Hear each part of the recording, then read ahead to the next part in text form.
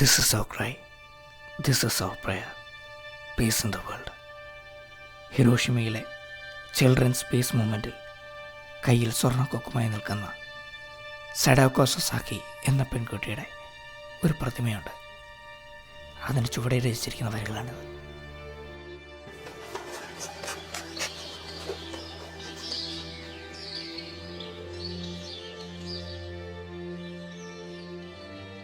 ഒരു ദിവസം കൊണ്ട് കണ്ണീരും രക്തവും പെയ്തിറങ്ങിയ ഹിരോഷിമയുടെ ഏറ്റവും വേദനിപ്പിക്കുന്ന രാത്രി.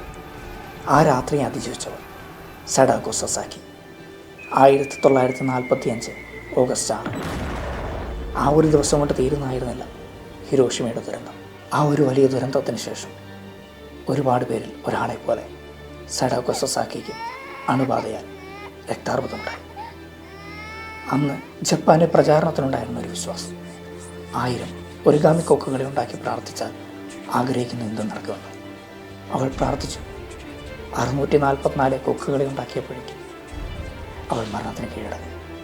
അവളുടെ വേർപാടിൽ ഏറെ വേദനിച്ച അവളുടെ കൂട്ടുകാർ ബാക്കിയുള്ള ഒരിഗാമി കൊക്കുകളെ നിർമ്മിച്ച് അവളോടൊപ്പം അടക്കം ചെയ്തു അവളുടെ പ്രാർത്ഥന പൂർത്തിയാക്കി.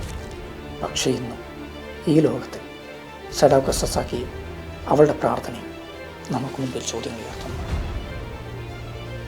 അവളുടെ ഓർമ്മയ്ക്കായി രചിച്ച വരികൾ ഇന്നും നമുക്ക് മുമ്പിൽ നിന്നുവെന്ന് നാം കാതോർക്കേണ്ടിയിരിക്കുന്നു.